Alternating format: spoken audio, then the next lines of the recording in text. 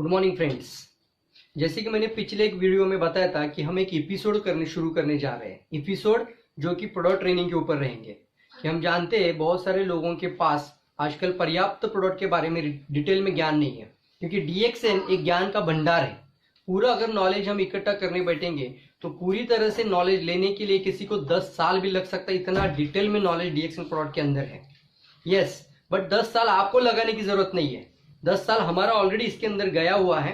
तो 10 साल का जो एक्सपीरियंस है वो हम आपके साथ शेयर करना चाहते हैं।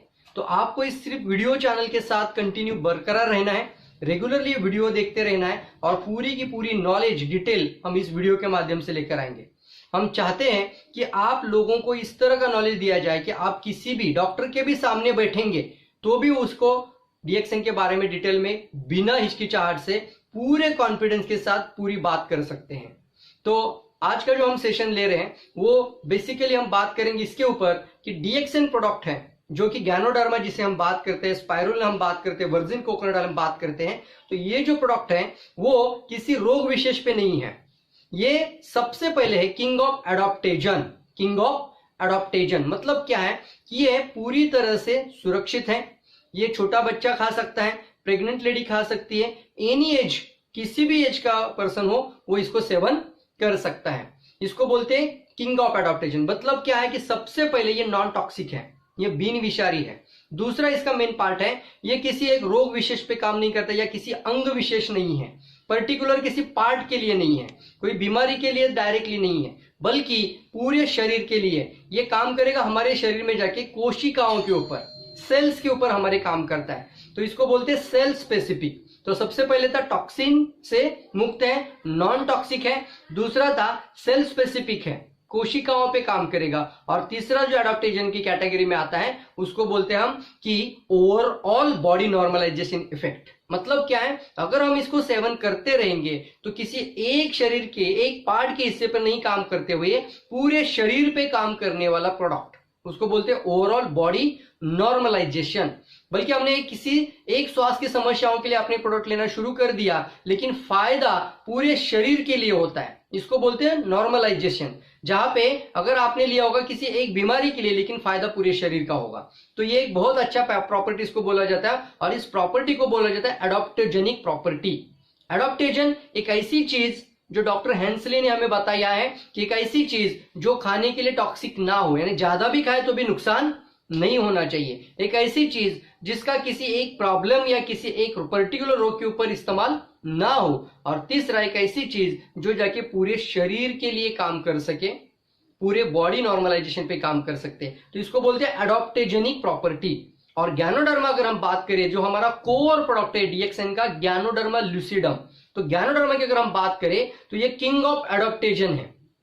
किंग ऑफ एडॉप्टेजन मतलब ये सभी जड़ी बूटियों का राजा कहलाता है। किंग ऑफ हर्ब है। मतलब आज तक हमने देखा है कि हम आयुर्वेदा की अगर बात करें तो नेचुरल आयुर्वेदा अगर हम बात करते हैं, नैसर्गिक की तरफ अगर लोगों को जाना है और किसी आयुर्वेदा का सोल्यूशन अगर लोगों को चाहिए तो लोग देखते हैं अलग अलग तरह के आयुर्वेदिक हर्ब्स मिलते हैं। यहाँ पे भी हमने देखा है कि एक ही बीमारी के लिए अगर दो मरीज किसी दो आयुर्वेदिक डॉक्टर के पास जाते हैं, सेम बीमारी है, सेम प्रॉब्लम है, बट आयुर्वेदिक डॉक्टर ए और आयुर्वेदिक डॉक्टर बी, दो अलग अलग आयुर्वेदिक डॉक्टर है, तो दोनों का प्रिस्क्रिप्शन भी अलग अलग निकल सकता है।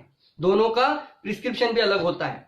क्यों? क्योंकि हर्बो खरबो आयुर्वेदिक हर्ब्स है। तो हर आदमी अपनी तरफ से लोगों की मदद करना चाहता है, वो एक कोशिश करता है कि हम इसको देकर देखेंगे क्या होता है। बट यहाँ पे आयुर्वेदा की अगर बात करें, नेचुरल चीजों की अगर बात करें, हर्ब्स की अगर हम बात करें, वनस्पतियों की, जड़ी बूटियों की अगर बात करें तो अरबों खरबों हर्ब्स है वर्ल्ड के अंदर। और इस सभी वनस्पतियों के अंदर अगर हम देखा जाए तो कैटेगरी वाइज देखा जाए तो A1 सुपीरियर हर्ब भी बोला जाता है या फिर किंग ऑफ हर्ब के नाम से भी जाना जाता है। अगर हम गूगल करते हैं king of herbs, king of herbs, जड़ी बूटियों का राजा, तो हमें आंसर में मिलेगा गैनोडर्मा लूसिडम। और ये हमारे पूरे शरीर के लिए एडॉप्टेजेनिक है और वो भी किंग ऑफ एडॉप्टेजन है, कोई भी खा सकता है। अब एक ही गैनोडर्मा हमारे शरीर के लिए क्यों काम करता है? अगर हम हर आदमी, ये किसकी मदद करेगा? ये मदद करता है उन लोगों की जो स्वस्थ है और स्वास्थ्य का को बरकरार रखना चाहते हैं, आने वाले समय में रोगों को शरीर में आने से रोकना चाहते हैं। That is called healthy person भी इसको सेवन कर सकता है, और दूसरा है जो कि अनहेल्दी पर्सन है। तो दोनों की जरूरतें हैं, दोनों को ही गैनोडर्मा प्रोडक्ट, डीएक्सएन के प्रोडक्ट प्रभावित करते हैं। जो अनहेल्दी है, जो बीमार के अंदर है, उनके लिए उनकी दवाइयों के साथ इसका सेवन करने से उनको भी फायदा होगा। तो स्वस्थ भी ले सकता है और अस्वस्थ भी ले सकता है, इसके लिए कोई एज लिमिट नहीं है। मतलब क्या है, एक प्रेग्नेंट लेडी भी खा सकती है, 1 दिन का बच्चा के लिए भी ये प्रोडक्ट सुरक्षित है। यस, मैं फिर से रिपीट करता हूं, 1 दिन का बच्चा भी ये प्रोडक्ट सेफ है। मेरे बच्चों को भी 5 घंटा हुआ था, सिर्फ जन्म होने के बाद 5 घंटा हुआ था, हमने डीएक्सएन का कोकोजी उसको खिलाया था। 1.5 महीने के बाद मैंने उसको शुरू किया नोनिजी, डीएक्सएन का नोनिजी मैंने मेरे बच्चों को शुरू किया। फिर 1.5 साल के बाद मैंने उसको स्पिरुलिना स्टार्ट किया था, और आज वो डीएक्सएन के सारे प्रोडक्ट यूज करता है। मुझे याद है जब वो थोड़ा बड़ा होने लगा तो डीएक्सएन का चाय पाउडर भी ऐसे खाता था, हम रोकते थे उसको लेकिन फिर भी ऐसे खाता था। और ये प्रोडक्ट के अंदर वो खासियत है डीएक्सएन की, जो क्वालिटी की अगर हम बात करें तो खुद का मैन्युफैक्चरिंग यूनिट होने के कारण, खुद की फैक्ट्री होने के कारण, खुद का खेती होने के कारण कोई भी कंटामिनेशन नहीं होता है, और हम पूरे कॉन्फिडेंस के साथ 1 दिन के बच्चों को भी डीएक्सएन का प्रोडक्ट शुरू कर सकते हैं। तो ये 1 दिन का बच्चा, प्रेग्नेंट लेडी हो सकती है, कोई भी बीमार आदमी या अस्वस्थ आदमी या फिर स्वस्थ आदमी दोनों ले सकता है, या अगदी इसको बोल सकते हैं लास्ट एज में, जिसको हम बोलते हैं लास्ट स्टेज के अंदर, जो कि आखिरी की सांसें गिन रहा है, डॉक्टर ने मना कर दिया कि अभी कुछ नहीं दे सकते, कोई रास्ता नहीं, कोई विकल्प नहीं है, यह आदमी ज्यादा दिन जीने का चांसेस नहीं है, और हमारे पास इसके लिए भी कुछ सोल्यूशन नहीं है। तो ये लास्ट का चांस के अंदर भी डीएक्सएन के प्रोडक्ट में बहुत बड़े के बड़े कमाल दिखाए रहे। एक नो होप्स जिसको बोलते हैं, नो होप, कुछ नहीं कर सकते, ऐसे लोग ठीक हो गए। अगर आप इन लोगों का पूरी तरह से अभिप्राय यानी उनका स्टोरी देखना चाहते हैं, किस तरह से इनके जीवन में गैनोडर्मा में बदलाव लाया, तो हमारे यूट्यूब चैनल के अंदर प्लेलिस्ट है, और प्लेलिस्ट के अंदर आप टेस्टिमोनियल का पूरी तरह से कॉलम में जाकर देखिए। टेस्टिमोनियल अलग अलग तरह के मिलेंगे आपको, तो वहां पे डिफिकल्ट टू ट्रीट कैटेगरी वाले लोग भी रहेंगे, या फिर सेव द ऑपरेशन, एक कैटेगरी हमने ऐसा बनाई कि जो सेव द ऑपरेशन, जिन लोगों के बड़े से बड़े ऑपरेशन बच गए हैं, वो आदमी ऑपरेशन से बगैर ठीक हो गए हैं, उन लोगों का हमने अलग एक प्लेलिस्ट बनाया है। तो कोशिश करिए आप उसके अंदर जाकर उसकी डिटेल में जानकारी ले सकते हैं। अब यहां पे आज बात करना चाहता हूं कि क्यों गैनोडर्मा जैसे प्रोडक्ट, डीएक्सएन प्रोडक्ट किसी भी शरीर के लिए, किसी भी रोग के लिए, किसी भी स्वास्थ्य समस्याओं के लिए काम करते हैं। इसका क्या कारण है? तो इसका मेन रीजन है कि जहां पे सबसे पहला मेन रीजन है कि गैनोडर्मा जब भी काम करता है वो हमारे पूरे शरीर पे जब काम करता है, और शरीर के अंदर सबसे जो माइक्रो लेवल पे है वो है हमारे कोश, सेल।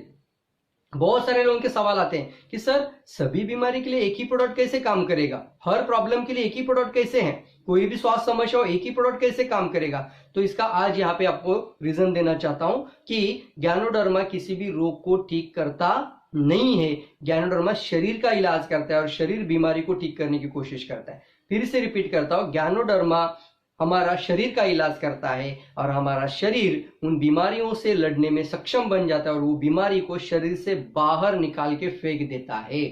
तो इसकी वजह से गैनोडर्मा पूरे शरीर का इलाज के लिए कारण, हमारे पूरे शरीर पे काम करने के कारण, पूरे स्वास्थ्य समस्याओं को, किसी भी हेल्थ प्रॉब्लम के अंदर हम इसको बिना हिचक, बिना किसी टेंशन से, विदाउट प्रिस्क्रिप्शन बात कर सकते, किसी डॉक्टर की सलाह की भी जरूरत नहीं है, आप उनकी किसी भी मेडिसिन के साथ उनको शुरू कर सकते हैं। ये एक्चुअली करता क्या है? गैनोडर्मा हमारे शरीर में कहां पे काम करता है? जब भी हम गैनोडर्मा की कैप्सूल सेवन करते हैं तो हमारा शरीर जो बना है ना, वो हमारा शरीर बना है पूरी तरह से अरबों खरबों सेल से बना है। अरबों खरबों मतलब जन्म हुआ तो एक सेल से बना है, मतलब हमारा जन्म होता है ना, वो XX और XY जाइकोड बोलते हैं उसको। तो एक माता की सेल और एक पिता की सेल, XX और XY, ये एक कोशिका जिसको संयुक्त सेल या संयुक्त कोशिका जिसको जाइकोड बोलते हैं, तो वो जो एक सेल होता है उस सेल से हमारा जन्म होता है।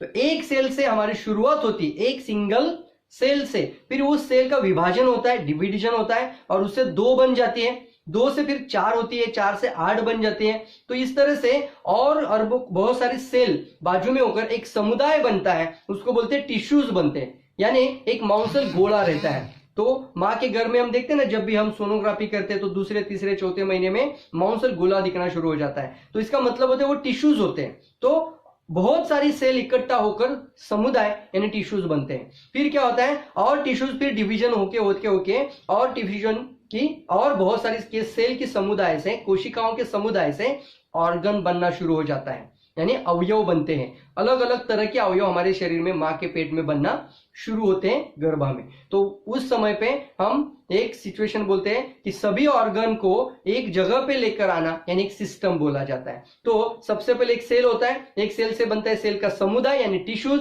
टिश्यूज से बनता है ऑर्गन, और ऑर्गन से बनता है हमारा पूरा बॉडी का सिस्टम। और 9 महीने 9 दिन के बाद एक बच्चा जन्म लेता है।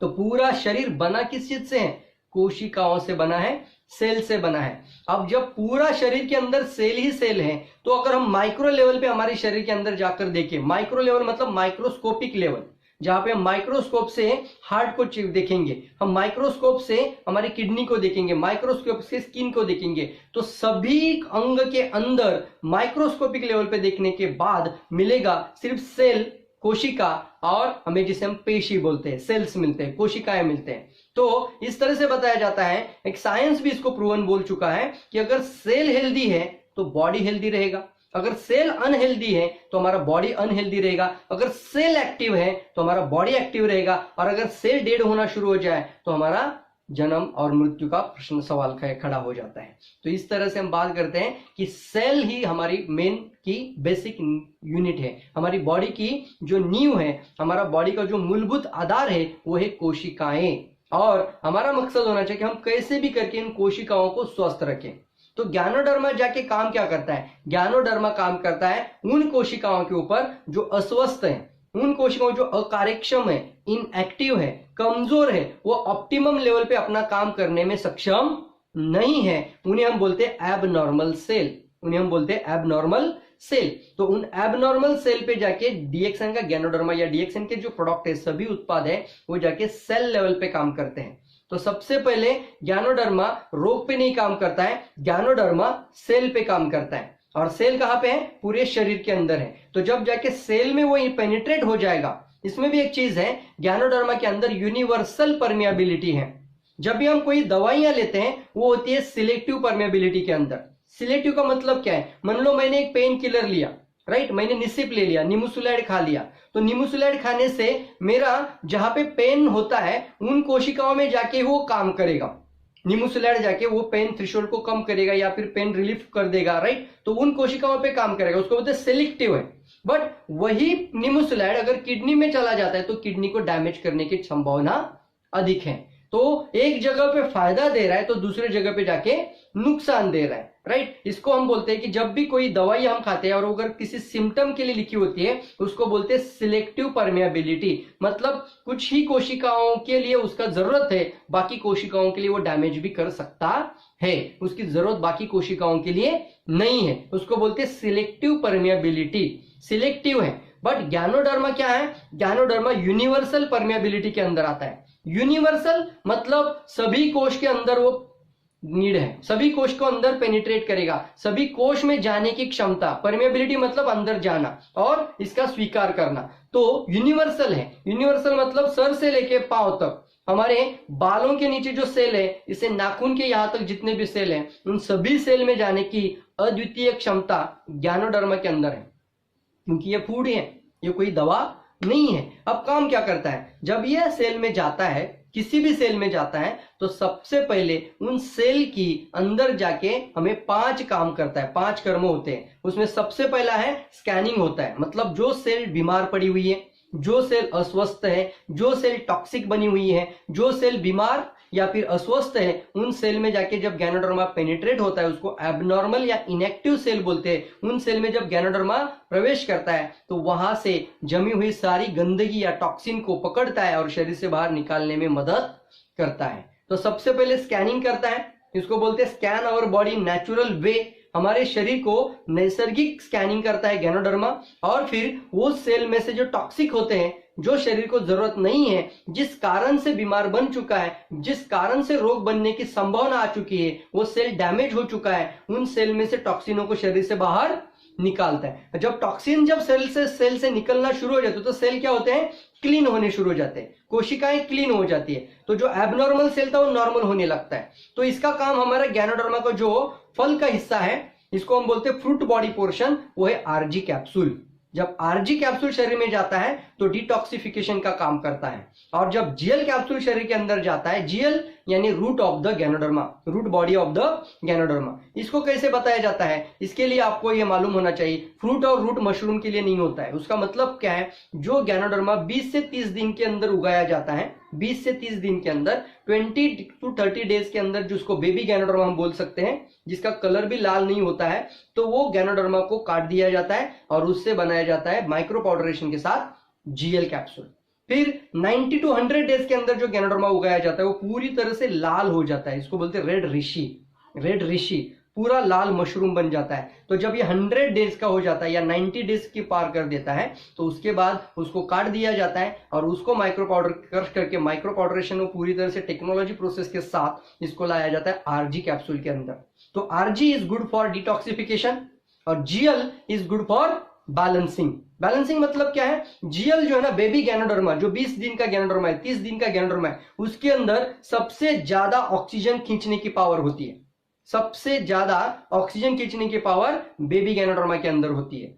यहां से हम इसको बोलते हैं ORAC value, oxygen radical absorption capacity, इसको इंप्रूव करने की पावर गैनोडर्मा के अंदर है। क्यों है, क्योंकि जितनी भी जड़ी बूटियां, जितने भी वनस्पति हम सबको मालूम है, हमारे आसपास में बाजू में पेड़ पौधे हैं, तो वो रात होने के बाद कार्बन डाइऑक्साइड छोड़ देते हैं, कार्बन डाइऑक्साइड छोड़ते हैं। जैसे ही सूर्य प्रकाश आ जाता है, दिन हो जाता है, तो वो ऑक्सीजन छोड़ना शुरू कर देते हैं। ये क्यों होता है, क्योंकि क्लोरोफिल, क्लोरोफिल एक ऐसा मेन घटक होता है सभी हर्ब के अंदर, सभी पेड़ पौधों के अंदर, जो हरे रंग का जो होता है क्लोरोफिल, तो उसकी वजह से क्या होता है, क्लोरोफिल के ऊपर सूर्य प्रकाश आने से वो उनका सक्रिय हो जाता है। जैसे सूर्य प्रकाश हट जाता है, क्लोरोफिल सक्रिय नहीं रहता है और फिर अपने आप CO2 यानी कार्बन डाइऑक्साइड पौधे छोड़ना शुरू करते हैं। इसलिए हमने बचपन में भी देखा होगा कि हमने बुक के अंदर भी एक पढ़ाई में सवाल का जवाब लिखा होगा कि रात में हमें पेड़ के नीचे सोना नहीं चाहिए, क्योंकि वो पेड़ क्या करते हैं, कार्बन डाइऑक्साइड ज्यादा छोड़ते हैं और दिन में ऑक्सीजन छोड़ते हैं। बट गैनोडर्मा, इसको किंग ऑफ हर्ब बोलते हैं, किंग ऑफ एडाप्टेशन बोलते हैं, राइट। तो इसका मतलब है गैनोडर्मा के अंदर कुछ तो अलग बात है, यूनिक है। इसके वजह से यहाँ पे आपको इस वीडियो के माध्यम से मैं बताना चाहता हूं कि गैनोडर्मा 24 आवर्स ऑक्सीजन ही लेता है और कार्बन डाइऑक्साइड छोड़ता है। दिन हो या रात, ये ऑक्सीजन ही लेता है और कार्बन डाइऑक्साइड छोड़ता है। 24 आवर ये ऑक्सीजन ही लेता है। इसकी वजह से होता क्या है, इस गैनोडर्मा के हर मॉलिक्यूल के अंदर ऑक्सीजन को खींचने की पावर सबसे ज्यादा मात्रा में पाई गई है। फिर से रिपीट करता हूं, गैनोडर्मा के हर एक मॉलिक्यूल के अंदर ऑक्सीजन को अंदर लेने की क्षमता सबसे ज्यादा मात्रा में है। इसको हम बोलते हैं ORAC value, oxygen radical absorption capacity, ORAC value. और सबसे ज्यादा ओरैक वैल्यू होने से हमें क्या फायदा होगा, जब भी हम गैनोडर्मा का सेवन करेंगे, यानी जीएल कैप्सूल का स्पेशली हम सेवन करेंगे, तो गैनोडर्मा सेवन करने के बाद, जीएल का सेवन करने के बाद जब ये सेल के अंदर जाएगा, तो सेल के अंदर भी एक ओरैक वैल्यू होती है, हर सेल में होती है। मतलब खून का जो हमारा जो ब्लड होता है, उसके अंदर भी ऑक्सीजन के मॉलिक्यूल है। पानी का बॉटल ले लो, उसके अंदर भी ऑक्सीजन के मॉलिक्यूल्स है। हवा में ऑक्सीजन के मॉलिक्यूल्स है। उसी तरह से ब्लड के अंदर भी ऑक्सीजन के मॉलिक्यूल होते हैं, बट हर सेल के अंदर वो ऑक्सीजन का मॉलिक्यूल खींचने की पावर रहती है।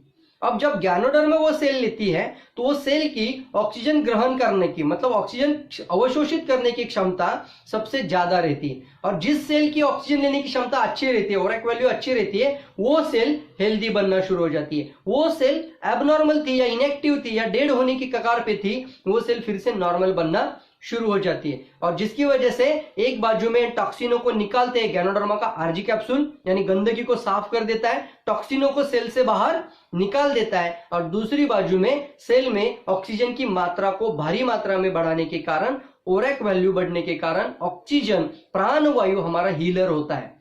देखा होगा आपने, जो भी कुछ लोग होते हैं, कुछ मत करो, बाबा जी भी बताते, बाबा रामदेव जी भी बताते, कुछ मत करो, बट दिन में 2 बार आपको सांस अच्छी लेनी चाहिए। या सुबह सुबह जल्दी उठो, 4 बजे उठो और जोरदार हा हु, मतलब जोर से, मतलब यहाँ पे नासिका बंद करके जोर जोर से हम डीप ब्रीदिंग करते हैं। तो ये क्या बताया जाता है, वो बताया जाता है कुछ भी हाथ में नहीं रहा है, कम से कम सांस तो ठीक से लेना सीखो यार। तो ये भी बताता है प्राणायाम का एक इंपॉर्टेंस। और प्राणायाम करने से सिर्फ एक हिस्से को फायदा नहीं होगा, सिर्फ एक पार्ट को फायदा नहीं होगा, प्राणायाम करने से हमारे सर से लेके पांव तक पूरा चेंज आ सकता है। अगर आप 1 साल के लिए मैं बताता हूं आपको, 1 साल के लिए अगर आप बिना रुके बिना थके हर दिन, मतलब बिना इतवार के बात करें, आप हर दिन अगर प्राणायाम करते रहेंगे तो 1 साल के अंदर आपके पूरे शरीर में दिखने से लेके अचने पूरी तरह से, मतलब सर से पांव तो पूरा चेंज दिख सकता है। ये होती है पावर ऑफ द ऑक्सीजन, ये होता है ऑक्सीजन हीलिंग। उसी तरह से ज्ञानोडर्मा लेने से, अगर हमें टाइम नहीं है, समय नहीं है, कुछ लोग प्राणायाम शुरू भी करते हैं, कभी कभी टीवी का एडवर्टाइज देखते हैं, या फिर कभी कभी हम वो चैनल के अंदर जाके बाबा रामदेव जी को देखते हैं, या किसी प्राणायाम से हम किसी प्रोग्राम के अंदर जाते हैं और शिविर के अंदर जाते हैं और देख कर आते हैं, फिर मोटिवेट हो जाते हैं और फिर प्राणायाम करना शुरू कर देते हैं, लेकिन ज्यादा दिन चलता नहीं है। क्या होता है, ज्यादा से ज्यादा 8 दिन, फिर 15 दिन, फिर 1 महीना, फिर 2 महीना, मैक्सिमम टू मैक्सिमम 2 मंथ, 1 महीना। कुछ लोग तो 1 महीने के अंदर भी बोलते हैं मरने दो यार, अभी मेरे को रोज नहीं हो पॉसिबल नहीं है, रोज होना मुमकिन नहीं है, क्योंकि हम अपने लिए कभी समय ज्यादा देने के लिए तैयार नहीं रहते हैं और इसकी वजह से हम प्राणायाम लगातार नहीं करते।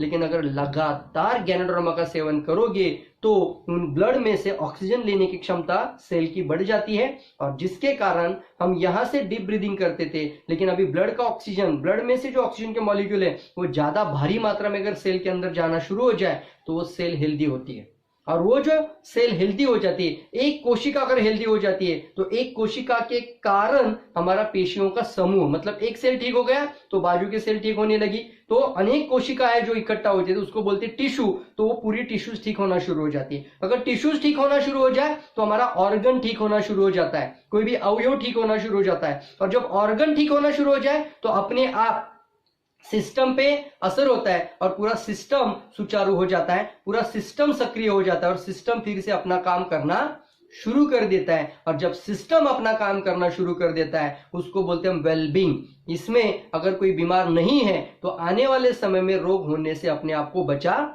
सकता है। और अगर किसी का सिस्टम इतना बिगड़ा हुआ है कि उसका शुगर के लिए कंट्रोल का दवाई लेना पड़ता है, थायराइड के लिए कंट्रोल का दवाई लेना पड़ता है, अस्थमा के लिए पंप लेना पड़ता है, राइट, तो ब्लड प्रेशर के लिए दवाई लेना पड़ता है, तो वो जो सिस्टम डैमेज होने के कारण होता है। तो यहाँ पे हमें एक आशा मिलती है, एक सपोर्ट मिलता है, और इस तरह से अगर हम रेगुलर ज्ञानोडर्मा लेते रहेंगे, कंटिन्यूअसली इसको खाते रहेंगे, तो एक समय हमारे जीवन में आता है जहां पे हमें दवाइयों के ऊपर डिपेंड रहने की जरूरत नहीं है। तो ज्ञानोडर्मा ने क्या किया, सिस्टम सॉल्यूशन दिया। हमें आज तक डॉक्टर ने क्या किया था, सिम्टम सॉल्यूशन दिया था, मतलब सिम्टम स्पेसिफिक दवाइयां दिया और सिम्टम को दबा दिया। सिम्टम यानी लक्षण, लक्षणों को क्या किया, सप्रेस कर दिया। और सप्रेस करने के कारण क्या हुआ, जब हम दवाई खा रहे हैं हमारा ब्लड प्रेशर तुरंत कंट्रोल में आ जाता है, जैसे हम दवाई छोड़ दी फिर से हाई होना शुरू हो जाता है, फिर से दवाई फिर से नॉर्मल। तो ये बोलते हैं ट्यूनिंग किया जा रहा है। शुगर हमारा क्या होता है, जैसे हमने दवाई खाया जो हाई शुगर था लो नॉर्मल पे आ जाता है। लो नहीं बात कर रहा हूं, ये हाई शुगर था वो नॉर्मल पे नहीं आता है, वो उसको कम करता है। वही गलती से अगर दवाई हमारा छोटा बच्चा भी अगर खा ले, अगर कोई दादाजी दवाई खा रहे थे और गलती से वो दवा किसी मेज पे पड़ी थी और ये बच्चे ने खा ली, तो वो डायबिटिक का दवा होने के कारण छोटे बच्चे का भी शुगर क्या हो जाएगा, डाउन हो जाएगा, कम हो जाएगा। मतलब उस गोली का एक ही काम है, जाकर ब्लड में जाने के बाद शुगर को क्या करे, वो कम करे, जिसके कारण बीमारी तो ठीक नहीं होती है बट सिर्फ हम कंट्रोल कर सकते हैं। तो ये किसको कंट्रोल किया जा रहा है, हमारे सिम्टम्स को कंट्रोल किया जा रहा है, हमारे रिपोर्ट्स को नॉर्मल लाने के लिए किया जा रहा है। लेकिन ज्ञानोडर्मा सिम्टम पे नहीं काम करता है, ज्ञानोडर्मा रिपोर्ट नहीं देखता है। कभी भी मैं हमेशा बात करता हूं, रिपोर्ट देखने की जरूरत नहीं है। अगर डीएक्सएन में अगर आप जुड़े हैं, किसी का भी रिपोर्ट हाथ में देखने की जरूरत नहीं है, आप सीधा से बात करो। ये रिपोर्ट पे नहीं काम करता है, ये सिम्टम पे नहीं काम करता है, ये सिस्टम पे काम करता है। ये सिस्टम को फिर से नॉर्मलाइज करने में मदद करता है, और जिसकी वजह से जब ये पूरा सिस्टम ठीक होने लगता है तो आदमी अपने आप इंडिपेंडेंट हो जाता है, किसी दवाई से बाहर आ जाता है, किसी दवाई से ठीक होता है, या फिर अपने लेवल पे वो सारी काम अपने खुद करना शुरू कर देता है, और रोग से मुक्त होने की संभावना सबसे ज्यादा बढ़ जाती है। तो यहां तक मैं आज आपको बताया कि ज्ञानोडर्मा जाके पूरे शरीर का समाधान करता है। इसको स्वस्थ भी ले सकते हैं, इसको अस्वस्थ भी ले सकते हैं। स्वस्थ लेंगे, हर बार कंटिन्यू लेते रहेंगे तो आने वाले समय में कैंसर, डायबिटीज, हार्ट अटैक, इतनी बड़ी बड़ी रोगों के नाम आज बढ़ रहे हैं, हर घर बीमारी आ चुकी है, तो वो अपने आप को रोक सकता है, अपने आप को बचा सकता है। और अगर अस्वस्थ लेते रहेंगे तो उनको किसी भी दवाई के साथ कॉम्प्लीमेंटरी, राइट, यानी इसका किसी भी दवाई के साथ इंटरेक्शन होता नहीं है, गलत इंटरेक्शन नहीं होता है, वो दोनों को साथ में लेकर ही काम करता है। इसको सपोर्टिव बोलते हैं, वो एक्टिव थेरेपी भी बात कर सकते हैं। इसको हम रिपेयर और रिजेनरेशन थेरेपी नाम दिया है, मतलब रिपेयर भी कर सकता है और रिजेनरेशन भी कर सकता है। तो यहाँ पे हमें एक मौका मिलता है, एक रास्ता मिलता है उस अस्वस्थ आदमी की मदद करने का, जो जाके धीरे धीरे दवाइयों से छुटकारा पा सकता है और आने वाले समय में बड़े से बड़े कॉम्प्लिकेशन से अपने आप को रोक सकता है। जैसे कि अगर डायबिटिक है तो ग्लाइकोमा होकर आंखों की प्रॉब्लम आ सकती है, अगर उनको डायबिटिक के कारण किडनी की प्रॉब्लम आ सकती है, डायबिटिक के कारण पूरा पैर काटने की वजह बन सकता है, राइट, पूरा पैर जा सकता है, काटा जा सकता है। तो इस तरह से बात कर रहे हैं, तो इस तरह से ब्लड प्रेशर है तो हृदय विकार होने के चांसेस ज्यादा है, यानी हार्ट अटैक आने की क्षमता ज्यादा है। इसी तरह से अगर लो ब्लड प्रेशर है तो पैरालिसिस या ब्रेन स्ट्रोक, ब्रेन हेमरेज होने की संभावना ज्यादा है। तो एक बीमारी सिर्फ एक बीमारी नहीं है, बल्कि शरीर में बड़े कॉम्प्लिकेशन लाने के लिए हमारे लिए बहुत बड़ा संकट है। तो इसके लिए अगर हम इसको प्रोडक्ट को सही मायने में अच्छी तरह से समझ के साथ और पूरे भरोसे के साथ लेते रहेंगे तो आने वाले समय में हम कॉम्प्लिकेशन को शरीर में आने से रोक सकते है और स्वस्थ हो सकते हैं, बीमारी से मुक्त हो सकते हैं। तो यहां तक मैं ये इस वीडियो को खत्म करता हूं। आने वाले समय में हम अलग अलग प्रॉब्लम के ऊपर भी बात करेंगे। अगर डायबिटीज है तो डायबिटीज में कैसे ज्ञानरमा मदद करेगा, अगर ब्लड प्रेशर है तो ब्लड प्रेशर में कैसे ज्ञानरमा मदद करेगा, और इसको हम एपिसोड बता रहे हैं। जैसे हमारा एपिसोड नंबर 2 है, ये एपिसोड नंबर 2 है। तो आने वाले समय में अलग अलग बीमारी की चर्चा करेंगे। और आप मुझे कमेंट में भी बता सकते हैं कि आपको कोई अगर हेल्थ समस्या है तो डायरेक्टली मेरा ये नंबर जो टाइमलाइन पे नंबर जा रहा है इस पे डायरेक्टली आप कॉल करके मेरे से बात कर सकते हैं और हम आपकी मदद करना चाहते हैं। साथ ही साथ मैं बताना चाहूंगा कि रेगुलर जितने भी वीडियो आपके पास आ रहे हैं वो सारे के सारे वीडियो आपको मिले, इसके लिए इस वीडियो चैनल को आपको सब्सक्राइब करना है और इसको नॉलेज को आपने सब्सक्राइब करके इसको अपडेट करना है और बहुत सारे लोगों की आप अच्छी मदद कर सकते हैं। तो मिलते हैं अगले वीडियो में, तब तक के लिए आप सभी लोगों के लिए गुड मॉर्निंग और आप सभी लोगों के लिए अच्छा दिन जीने के लिए, स्वस्थ रहने के लिए मेरी तरफ से बहुत बहुत शुभकामनाएं। Thank you so much.